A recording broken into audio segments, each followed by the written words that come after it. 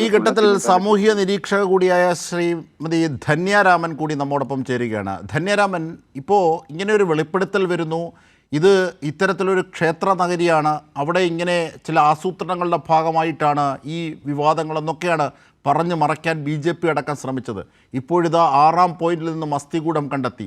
ഞങ്ങളുടെ കൈരളി വാർത്താ സംഘം അവിടെ യാത്ര നടത്തി അവിടുത്തെ വസ്തുതകൾ പലതും പുറം ലോകത്തെത്തിച്ചിരുന്നു. സിജു കണ്ണൻ തന്നെയാണ്.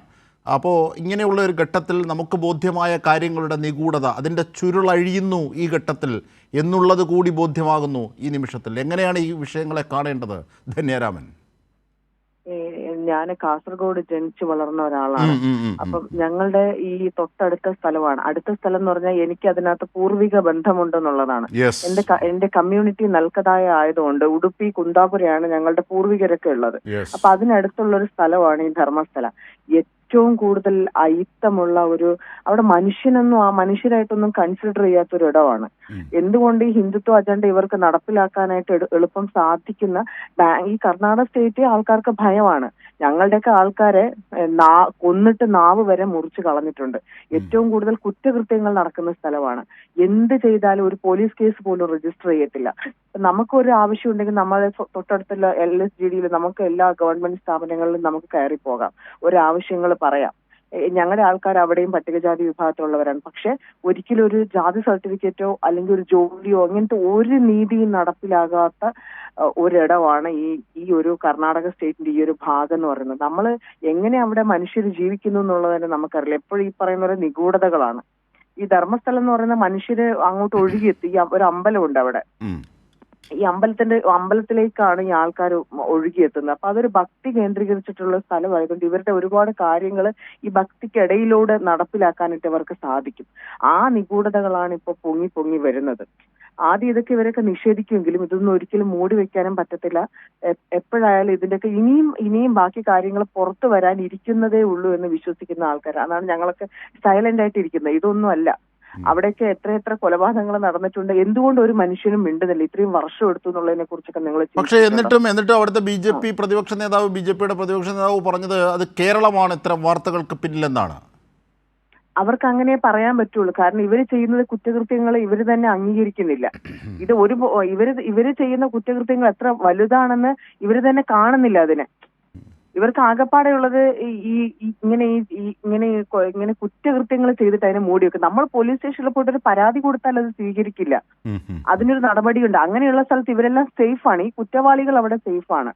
അത് ജാതി കുറ്റവാളികളാണ്. അവരവിടെ സേഫാണ്. അവരാണ് ഇത്തരത്തിലുള്ള കുറ്റകൃത്യങ്ങൾ ചെയ്തു വെച്ചിരിക്കുന്നത്. ഇനി ഇതിന്റെ ഒരു മഞ്ഞുമലയുടെ അറ്റം എന്ന് പറയുന്ന പോലെ ഇനിയും കൂടുതൽ കാര്യങ്ങൾ പുറത്തു വരേണ്ടതുണ്ട്.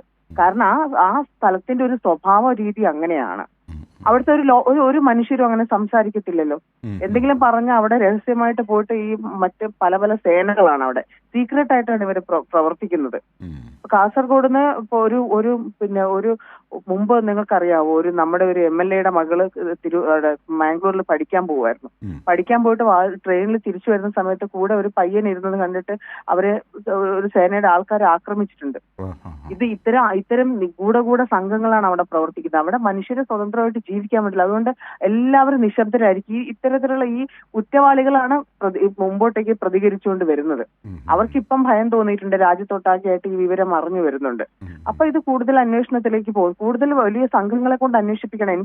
ഞാൻ ഈ കർണാടക പോലീസിനെ വെച്ച് ഇത് അന്വേഷിപ്പിക്കുന്നതിൽ നമ്മൾ ആരും ഒട്ടും തൃപ്തരല്ല. കാരണം അത് മുഴുവനായിട്ട് പുറത്തു വരാൻ സാധിക്കും. കേന്ദ്ര ഏജൻസികളാണെങ്കിലും കണക്കല്ലേ? കേന്ദ്ര ഏജൻസികളെന്നല്ല, മറ്റെന്തെങ്കിലും സംവിധാനം, ജുഡീഷ്യറിയുടെ മറ്റെന്തെങ്കിലും സംവിധാനം ഉപയോഗിക്കണം. അതായത് ഈ സ്റ്റേറ്റുമായി ബന്ധമില്ലാത്ത അല്ലെങ്കിൽ കേന്ദ്ര സർക്കാർ ഇടപെടാനും പാടില്ല, ഈ സ്റ്റേറ്റിലെ പോലീസ് ആവാനും പാടില്ല. അവർക്ക് ഇപ്പൊ ഇവിടുന്ന് പോയിട്ടുള്ള മിടുക്കരായിട്ടുള്ള IPS-കാർ അവിടെ ഉണ്ട്. അവരെയൊന്നും ഉപയോഗിച്ച് കേസൊന്നും അന്വേഷിക്കത്തില്ല. അവര് അങ്ങനെ ചെയ്യില്ല. അപ്പൊ ഇത് പുറത്തു വരുന്നുള്ളതാണ്. ഇതിപ്പോ കുറച്ച് ഒരു അറ്റം മാത്രമേ ആയിട്ടുള്ളൂ. ബാക്കി വരണമെങ്കിൽ എന്തെങ്കിലും നിയമം, കോടതി ഇടപെട്ട് നിയമപരമായിട്ടുള്ള മറ്റെന്തെങ്കിലും സംഘടനകൾ അവിടെ ഒരു കമ്മിറ്റി ഉണ്ടാക്കി അവരത് കൊണ്ടുവന്നാൽ ഇത് പുറത്തു വരും. ഇല്ലാതെ ഇത് ഒരിക്കലും പുറത്തു വരാൻ പോണില്ല. ഈ ദുർബല ജനവിഭാഗം എന്ന നിലയ്ക്ക് അരികുവൽക്കരിക്കപ്പെടുന്നവരുടെ പല വിധത്തിലും അവർ നേരിട്ട ഭീഷണികൾ, അതിൻ്റെ ഒരു പാരമ്പര്യം ആ മണ്ണിലുണ്ട് എന്ന് തൊട്ടറിഞ്ഞ ആളാണ് ധന്യാരാമൻ. ഇപ്പോൾ ഇതാ സ്ത്രീകൾ ആണ് വ്യാപകമായി ഇവിടെ പീഡിപ്പിക്കപ്പെടുകയും കൊല്ലപ്പെടുകയും ചെയ്യപ്പെട്ടത്. ഇങ്ങനെയൊക്കെയുള്ളൊരു സാഹചര്യത്തിൽ ആയിരിക്കുമോ ഒരുപക്ഷെ ഒരു സവർണാധിപത്യ രാഷ്ട്രീയം ഈ കുറ്റവാളികളെ രക്ഷിക്കാനുള്ള ഒരു ശ്രമം ഇൻഡയറക്റ്റായി പോലും നടത്തുന്നത്? അങ്ങനെ കാണാമോ? അതെ അതെ, ഇവര് ഇപ്പോഴും ഈ BJP RSS അല്ലെങ്കിൽ ഇത്തരത്തിലുള്ള ഹിന്ദുത്വ അജണ്ടകൾ അവർ നടപ്പിലാക്കുന്നത് എങ്ങനെയാണ്? അവർക്കവിടെ പിന്നെ ലോക്കലി അവർ ഭയങ്കര ഒരു സപ്പോർട്ട് അവർ ഉണ്ടാക്കിയെടുക്കും. ലോക്കൽ രാഷ്ട്രീയത്തിന്റെ സപ്പോർട്ടുകൾ ഉള്ളവർക്ക് ഇത്തരത്തിലുള്ള കുറ്റകൃത്യങ്ങൾ നിരന്തരമായിട്ട് ചെയ്യാനും അത് മൂടി വെക്കാനും എന്നിട്ട് ഒരു ഉളുപ്പുമില്ലാതെ ഇങ്ങനെ വന്ന് ഇത് കേരളം ഉണ്ടാക്കിയിട്ട് ഇത്രയും ബോഡി അവിടെ നിന്ന് കിട്ടിയെന്ന് ഓർക്കണം. വീണ്ടും അവരത് ചെയ്തുകൊണ്ടിരിക്കുകയാണ്. ബോഡി നമുക്ക് ആളുകൾക്ക് സാക്ഷി പറയാൻ പോലും പേടിയാണ്.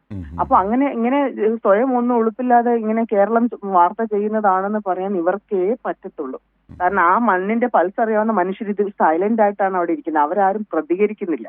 അത് നിങ്ങൾ ശ്രദ്ധിച്ചിട്ടുണ്ട്. അവിടെ എത്രയോ മനുഷ്യരുണ്ട്, അവരാരും പ്രതികരിക്കുന്നില്ലല്ലോ. ആ പ്രതികരിച്ചാൽ അവരുടെ നാവറുത്ത് ഞാൻ പറഞ്ഞിട്ടില്ല, നമ്മൾ പ്രതികരിച്ച നാവറുക്കും, അത് ഉറപ്പാണത്. കാരണം ഞങ്ങളുടെയൊക്കെ ആൾക്കാരെ നാവറുത്ത് കൊന്നിട്ടുണ്ട്. ആ കൊന്ന എക്സ്പീരിയൻസ് ഞങ്ങൾക്കറിയാം. അതുകൊണ്ട് തന്നെ ഇത് മനുഷ്യർ സൈലന്റ് ആയിട്ട് ഇരിക്കുകയാണ്. അവർക്കൊക്കെ പുറത്തുനിന്ന് ഒരു സപ്പോർട്ട് ഇല്ലാതെ ഒന്നും ആരും സംസാരിക്കത്തില്ല. അവരെ കൊന്നുകളയുന്ന ശബ്ദിച്ചാൽ കൊന്നുകളയുന്ന രാഷ്ട്രീയം ഉണ്ടെങ്കിൽ അത് കർണാടക സ്റ്റേറ്റ് ആണ്. ഭയന്നിട്ട് നമ്മളിപ്പോ ഒരു അങ്ങോട്ടേക്ക് ഗ്രൂപ്പായിട്ടല്ലാതെ ആൾക്കാർ പോരല്ല. അത് ഭക്തി കൊണ്ട് ആൾക്കാർ ഒരുമിച്ച് പോകുന്നു, തിരിച്ചു വരുന്നു. അവിടെ അതിന്റെ ആ ഭക്തിയുടെ നിഗൂഢതകളിലേക്ക് ഇറങ്ങി പോകുമ്പോഴാണ് ഇത്തരത്തിലുള്ള കാര്യങ്ങൾ നമുക്ക് കാണാൻ സാധിക്കും. തീർച്ചയായും ശരിയാണ്. KS ഭഗവാനും ധബോൽക്കറും ഗൗരി ലങ്കേഷും ഒക്കെ നേരിട്ട ഭീഷണികൾ അല്ലേ? അതൊക്കെ ഭീഷണി, പിന്നെ ഇവര് ഭീഷണിപ്പെടുത്തി ഇവർ കൊന്നുകളയുന്നേ. ഇവര് അത് നമ്മൾ ഇവിടെ ഇരുന്ന് സംസാരിക്കുന്ന പോലെയല്ല. ഞാൻ പറയട്ടെ, ഞങ്ങളുടെ ആൾക്കാർ മൊത്തം ഉള്ളത് അവിടെയാണ്. ആരും സംസാരിക്കില്ല. ഇപ്പൊ അവർക്കെല്ലാം ഭയമാണ്. കാരണം അവിടെ ജീവിച്ചു പോകണമല്ലോ, നമുക്ക് ജനിച്ച മണ്ണിൽ നമുക്ക് ജീവിച്ചു പോകണമല്ലോ. ആ ഒരു ആവശ്യം കൊണ്ട് മാത്രം അവിടെ നിലനിന്ന് പോകുന്ന ആൾക്കാരാണ്. അവർക്കവിടെ ആ സ്റ്റേറ്റിന്റെ സപ്പോർട്ട് ഉണ്ടായിട്ടില്ല.